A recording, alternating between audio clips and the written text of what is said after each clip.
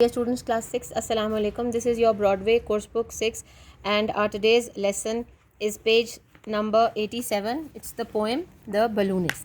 It is from section 3. It is a section 3 of unit 4. Let's start reading the poem. This poem vividly describes the thrill of riding in a hot air balloon. Do you know what a hot air balloon is? It is a large, colorful balloon made of material that is filled with gas or hot air so that it can fly through the sky, carrying people in a basket underneath it. Flying through the sky in a hot air balloon is a popular adventure sport. Now, as you can look at the picture, the balloon has been shown and how it is flying high up in the air. Let's start reading it. Hot air rises and their burners roaring. As they pass overhead, the hot air balloons lift off from the fair. Passengers upon the wind, arriving they don't know when, they don't know where. Below them, cars keep to the road and trains to the track, and high above them, jetting aeroplanes, playing noughts and crosses, with their vapor trails, return on radar to the runway. Holding on to their bubble of air, balloonists alone are free to follow where the wind is blowing and the clouds are going. Now, the poet of the poem is Stanley Cook. Let's move on to the meanings that have been given. Burner.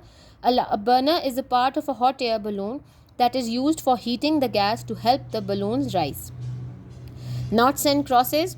A game for two players in which each person tries to win by writing 3 O's or 3 crosses in a line. Radar, a system that uses radio waves to find the position of moving objects, for example, ships and planes.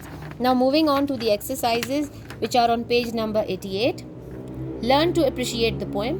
Who are the passengers upon the wind? This answer is from stanza number 1 and it says the passengers upon the wind are the people who are in the basket of the hot air balloon. These are known as the hot air balloonists. Second question. The passengers do not know where they are going because they haven't been told about their destination. They have to move in the direction in which the wind takes them. Now, the correct option is B, which says they have to move in the direction in which the wind takes them. Tick the correct answer. So, I've ticked it. Number 3, the balloonists are floating just above the ground. True or false? No, it's false. Balloon goes high up in the air, so it's false. Number 4, name the things that the balloonists see from their basket. Which of the things do you think look more attractive to them? The balloonist sees cars, trains, planes and their vapor trails. Probably the cars look attractive because they appear like a speck on the road, almost like colorful toy cars. Now moving on to question number 5. Aeroplanes playing noughts and crosses. This is from stanza number 2. This refers to the circular and crisscross movement of the planes in the air, the lines of white smoke left by the jets as they fly across the sky. Now the correct option is B. Question number 6. Which expression does the poet use in the final stanza to describe the balloon? Do you think it is an appropriate description and why? Answer is the poet uses bubble of air to describe the balloon. It is a suitable description because it is light and floats like a bubble and is filled with air. Now question number 7. The balloonists are moving slowly in the sky. Think of 3 words to replace the underlined words in the above sentence. Clue is unscramble the letters in the following words to get the answer. INDRGIFT. This is drifting. The word that is being made from this jumble is drifting. Next is SILAING. Here the word is sailing. IGFLNOAT and the correct word is floating. FLOATINGA. Question number 8. How are balloonists different from passengers on an aeroplane? Balloonists see what is below them most of the time. They are all the time on the move, floating above the ground. They feel they are flying in the open air almost like birds.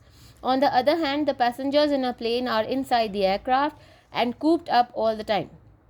Now this is an experience which you must have had. People who travel through aeroplanes are closed and balloons are open. Now let's see the activity. Let's imagine that you are drifting in the sky in a hot air balloon. How would you feel? Think of 3 words to describe your feelings: excited, a little scared, and you can say very feeling adventurous. Question 2, what are you likely to see from above? Make a list of at least 5 things. The things that you can see is high mountains,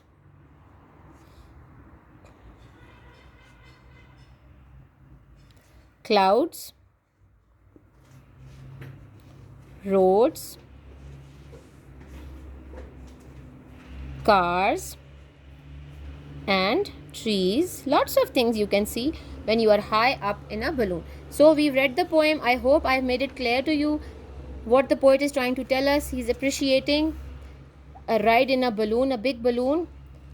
Ballooning is a very important and a very likable adventure sport nowadays. I hope you liked the video. Please like and subscribe our channel.